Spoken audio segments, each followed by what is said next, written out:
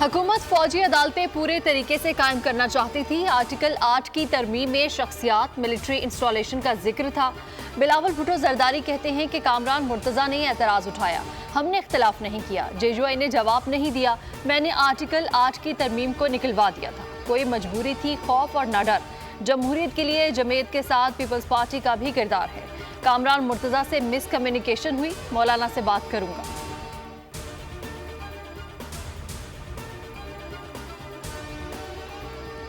भी बैठे थे, इनकी तरफ से भी और दोस्त बैठे थे, हमारी तरफ से भी और साथी थे। तो फिर उसके बाद कहा कि आप और मुर्तजा डिस्कस कर लें। फिर मैं और मुर्तजा अलग कमरे में चले गए थे और हमने कुछ चीजें डिस्कस की। और जब मैंने उनको कहा कि इस पर भी हम एग्री नहीं कर सकते, इस पर भी नहीं कर सकते, इस पर भी नहीं कर सकते, तो फिर जब उसको मुर्तजा साहब को हमारी वो मिल गई, उन्होंने हमारा माइंड ले लिया, तो उन्होंने कहा कि ये तो फिर बहुत लंबा हो जाएगा, डिस्कशन 56 क्लासेस है। पहले बताया जाए, आईनी तरमीम की मुल्क को ऐसी क्या जरूरत है कि हम साथ दें। मुसवदा तो हमारे पास है, लेकिन मुर्तजा वहाब ने कोई दलाइल नहीं दिए, सिर्फ ये कहा कि बाकी दोस्तों को मना लूंगा।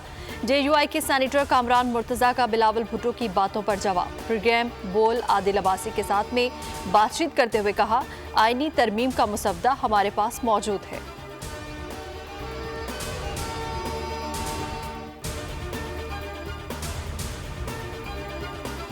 ये खुदा न खास्ता ये बिल या पास होता तो पाकिस्तान में एक किस्म का आप समझे कि फैशिस्ट स्टेट होती और fascist slash martial law state होता। बिलावल भुट्टो हो गए या आजम तारड़, इन दोनों का जो रोल था वो बहुत मनफी रोल था। मेरा ख्याल है मौलाना फजल रहमान साहब ने सही रोल अदा किया।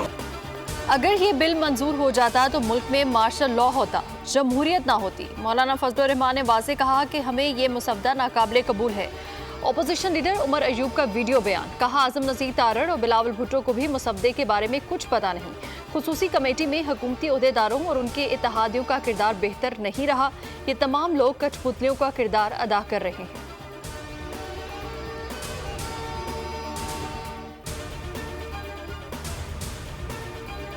और जब 63A की तशरीह की बारी आई तो ये कहा गया कि वोट कास्ट तो किया जाएगा, गिना नहीं जाएगा। ये कैसे इख्तियार आता है कि आइन के अंदर आप एक तरमीम करें और आइन को रीराइट करें। पार्लियामान की बालादस्ती के लिए स्पीकर ने चीफ इलेक्शन कमिश्नर को खत लिखा है। हम ये समझते हैं कि पाकिस्तान की पार्लियामानी तारीख में वो एक संगे मील है।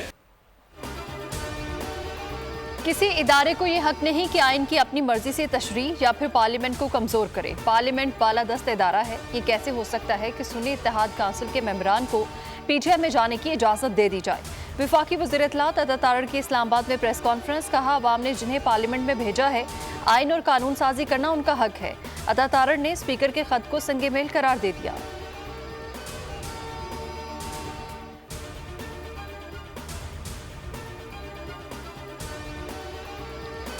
आइन में तरमीम तब्दीली का नहीं, तदफीन का बिल है। आइनी तरमीम का बिल बहुत खतरनाक है। साबिक सदर आरिफ अलवी की अमीर जमात इस्लामी हाफिज नईम रहमान के हमरा प्रेस कॉन्फ्रेंस। कहा, याद कराना चाहता हूँ, बलोचिस्तान के हालात अच्छे नहीं। फौज पर झूठे इल्जामात लगाए जा रहे हैं। जाली हुकूमत की आवाम में जड़ें नहीं हैं। हाफिज नईम बोले, आइनी तरमीम को किसी सूरत कबूल नहीं करते। जल्दबाजी के हथकंडों से हुकूमत के इरादे जाहिर हो गए हैं। से ये पाकिस्तान के आइन के अंदर ये तब्दीली लाना चाहते हैं, तो ये बिल तरमीम का नहीं है, तदफीन का है। इसलिए हम इस चक्कर में पड़ेंगे ही नहीं। और हम ऐसी तमाम जमातें, उनसे भी ये दरख्वास्त करेंगे कि आप शिकवार मुताला ना फरमाएँ, इस इंटेंशन को सामने रखते हुए इसको मुस्तरद कर दें। Mr. Ambassador, it's a great day and a great event today that we are jointly celebrating 75th anniversary of our great friend China's independence. China is a great friend of Pakistan. अवामी जमहूरिया चीन के कौमी दिन पर तकरीब। सदर मुमलिकत और वज़ीर आज़म की शिरकत। शहबाज शरीफ ने कहा कि चीन का योम तासीस मुश्तरका तौर पर मनाना खुश आइंद है। दोनों मुल्कों की दोस्ती हिमालय से ऊंची और समंदर से गहरी है। IMF के साथ मुज़ाकरात के दौरान चीन का ताउन काबिल तहसीन है। चीन ने इलाकाई और आलमी अमन के लिए अहसन किरदार अदा किया। चीन के वज़ीर आज़म के आइंदा माह दौरा पाकिस्तान के मुंतज़िर हैं। सदर मुमलिकत आसिफ जरदारी ने कहा कि पाकिस्तान और चीन आजमाइश की हर घड़ी में मजबूत दोस्त रहे हैं। सीपैक मंसूबों के जरिए पाकिस्तान में खुशहाली आएगी।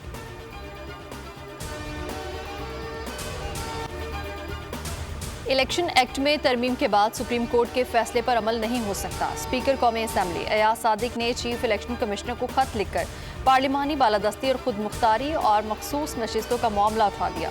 खत में इलेक्शन एक्ट में तरमीम से आगाह किया। खत की कॉपी इलेक्शन कमीशन के तमाम मेंबरान को भी इरसाल। स्पीकर का तरमीम शुदा एक्ट के तहत मखसूस नशिस्तें अलॉट करने का मुतालबा। कहा किसी सियासी जमात में शामिल आज़ाद रुकन पार्टी तब्दील नहीं कर सकता।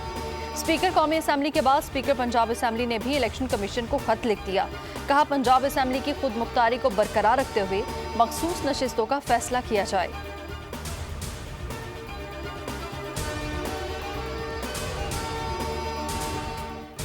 इस्लामाबाद हाई कोर्ट ने इलेक्शन ट्रिब्यूनल मुंतकली केस का तफसीली फैसला जारी कर दिया। चीफ जस्टिस आमिर फारूक ने 44 सफ़हात पर मुश्तमिल तफसीली फैसला जारी किया। इलेक्शन कमीशन का 10 जून का फैसला कलअदम करार दिया। इलेक्शन कमीशन की जानिब से फरीकैन को मौका न देना बज़ाहिर आर्टिकल 810 की खिलाफ वर्जी करार। फैसले में लिखा गया है कि इलेक्शन कमीशन अदालती ऑब्जर्वेशंस को मद्देनजर रखकर दरख्वास्तों पर दोबारा फैसला करे।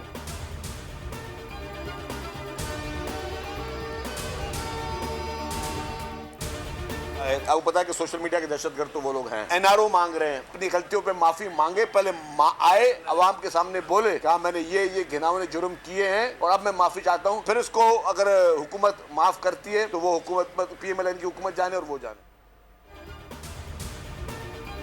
आईनी तरामीम का सहारा लेकर ये एनआरओ मांग रहे हैं। बानी पीटीआई इदारों पर प्रेशर डालकर हुकूमत से डील करना चाहते हैं।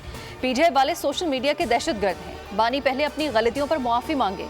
वज़ीर इत्तलात सिंध शर्जील मेमन की मीडिया से गुफ्तगू। बोले आईनी तरामीम करना पार्लियामेंट का इख्तियार है। मिसाक जमहूरियत में भी जुडिशल रिफॉर्म्स की बात शामिल थी।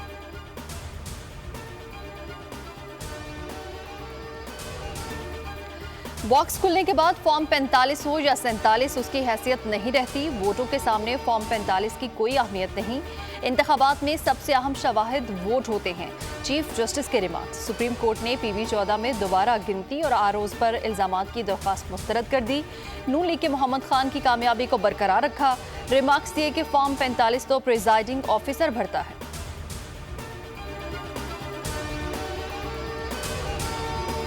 स्ट्रैटेजिक प्लान्स डिवीजन के साइंसदानों और इंजीनियर्स के लिए एजाज़ात। चकलाला छावनी में तकरीब मुनक्किद। ISPR के मुताबिक बेहतरीन कारकर्दगी पर 35 साइंसदानों इंजीनियर्स को एजाज़ात दिए गए।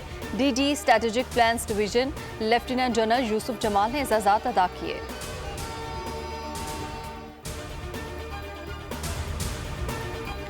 भारतीय फौजी कमांडर भी पाकिस्तानी अमन दस्ते की पेशावराना महारत का मोतरफ। सलामती काउंसिल के मैंडेट के मुताबिक पाकिस्तानी अमन दस्ता जनूबी सूडान में अमन और सलामती बरकरार रखने के लिए फ़र्ज की अदायगी में मसरूफ।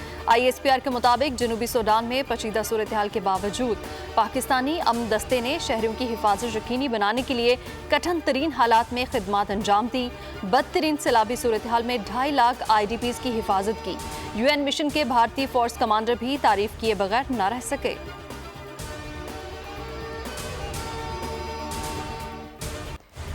तोशाखाना 2 केस में इस्लामाबाद हाई कोर्ट का बड़ा हुक्म। 5 दिन में जमानत पर फैसला करना लाजिम है। स्पेशल जज सेंट्रल पॉलिसी मैंडेट के मुताबिक फैसला कर सकते हैं। बानी पीटीआई की जमानत पर आइंदा 5 दिन में फैसले का इम्कान। फैसले में कहा गया है कि नेशनल जुडिशल पॉलिसी के मुताबिक मजिस्ट्रेट के लिए 3 दिन, सेशन कोर्ट के लिए 5 दिन और हाई कोर्ट के लिए 7 दिन में जमानत का फैसला करना लाजिम है। दरख्वास्त गुजार के मुताबिक उनकी दरख्वास्त जमानत बगैर वजह इल्तिबा का शिकार है।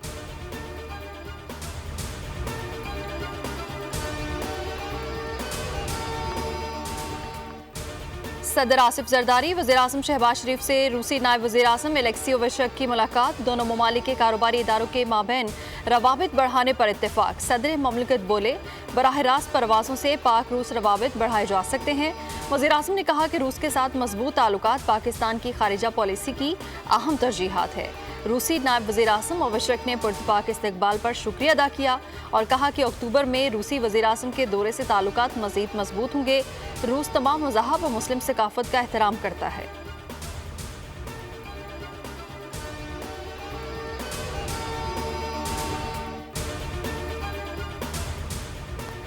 पाकिस्तान ने अफगान काउंसलर जनरल की जानिब से कौमी तराने की बेहुरमती के मामले पर अफगानिस्तान की वजाहत को सख्ती से मुस्तरद कर दिया।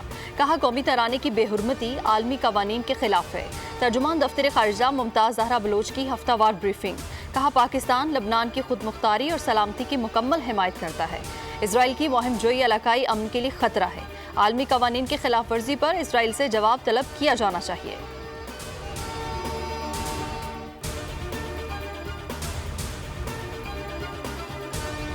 Condemns this week's attacks in Lebanon carried through detonation of electronic equipments.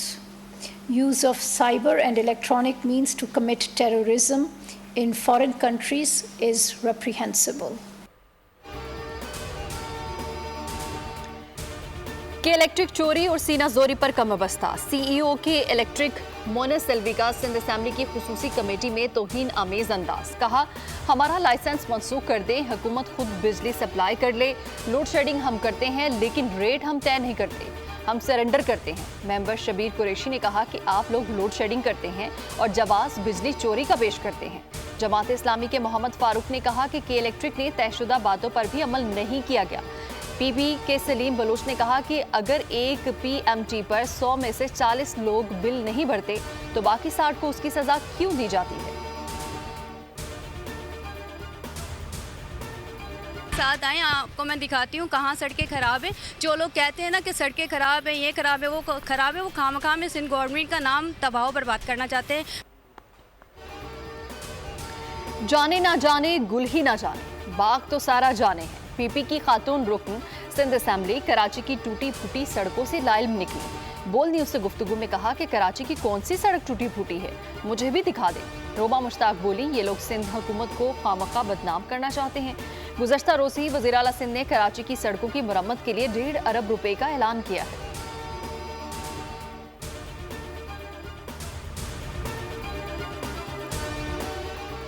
Karachi के इलाके लाइन्स एरिया के मकीनों का बिजली की बंदिश के खिलाफ एहतजाज। मुजाहिरीन ने कॉरिडोर 3 बंद कर दिया। शदीद ट्रैफिक जाम, गाड़ियों की तवील कतारें। मुजाहिरीन में खवातीन और बच्चे भी शामिल।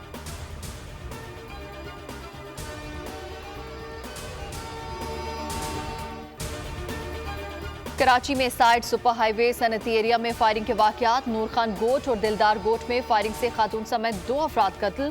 मुखालिफिन की फायरिंग से 3 अफराद जख्मी हुए। पुलिस के मुताबिक फायरिंग का वाकया जाती तनाज़े पर पेश आया।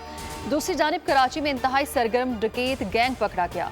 मुलजिमान ने सदर मोबाइल मार्केट में 12 लाख की डकैती की थी।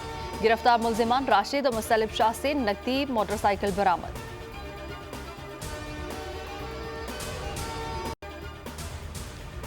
सऊदी अरब से कराची आने वाली परवाज के एक और मुसाफिर में मंकी पॉक्स की अलामात। अस्पताल मुंतकिल कर दिया गया। कौमी एयरलाइन की परवाज के 26 साला मुसाफिर की तशखीस स्क्रीनिंग के दौरान हुई। सफरी दस्तावेजात की जांच के बाद अस्पताल मुंतकिल किया गया। मुसाफिर का ताल्लुक एबटाबाद से है।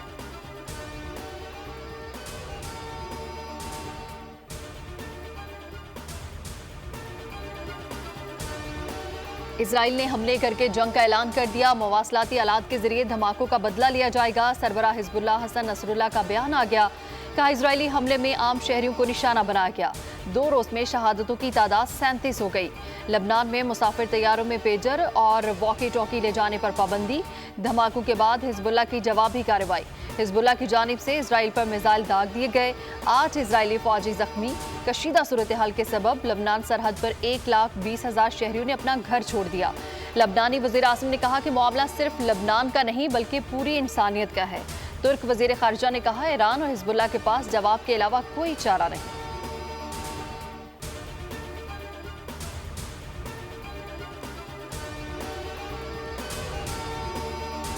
इसराइल ने पेजर्स और वॉकी टॉकी में मोसाद के एजेंट्स के जरिए धमाका खेज मवाद रखा। हकाइक सामने आ गए। माहिरीन के मुताबिक मोसाद एजेंट्स ने आलात बनाने वाली कंपनी में घुसकर 5,000 के करीब पेजर्स और वॉकी टॉकीज में बारूदी मवाद नस्ब किया, जिसका अमले और मजदूरों को भी इल्म नहीं हुआ। 20 ग्राम आतिशगीर मवाद का इस्तेमाल किया गया। इसराइल ने पेजर्स पर मैसेजेस में मखसूस कोड्स भेजे, जिसको खोलते ही मवाद फट गया।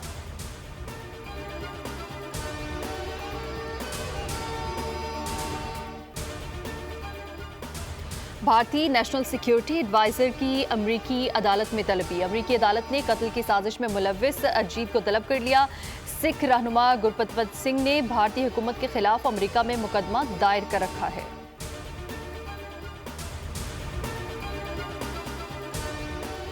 चैंपियंस वनडे कप में स्टैलियंस ने हरीफ डॉल्फिन्स को एकतरफा मुकाबले के बाद 174 रन के बड़े मार्जिन से शिकस्त दे दी। स्टैलियंस ने पहले बैटिंग करते हुए 7 विकेटों पर 271 रन स्कोर किए। बाबर आजम ने 104 रन की इनिंग्स खेली। डॉल्फिन्स की टीम 272 रन के हदफ के ताकुब में 97 रन पर ढेर हो गई। बाबर आजम उम्दा बैटिंग करने पर मैच के बेहतरीन खिलाड़ी करार।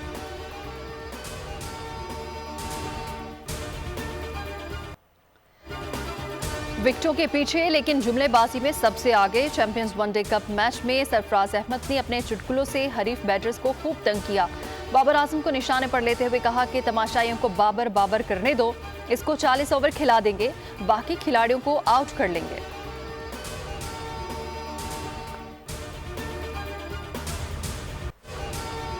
पाकिस्तानी फाइटर शाहजेब रिंद का कारनामा। कराटे कॉम्बैट लीग में एक और फाइट जीती। कराटे कॉम्बैट इंटरम चैंपियन बन गए। सिंगापुर में होने वाली लाइट वेट बेल्ट फाइट में ब्राजीलियन हरीफ प्रोनो को टेक्निकल नॉकआउट किया। शाहजेब रिंद कॉम्बैट लीग में अब तक तमाम 6 फाइट्स में नाकाबिले शिकस्त हैं।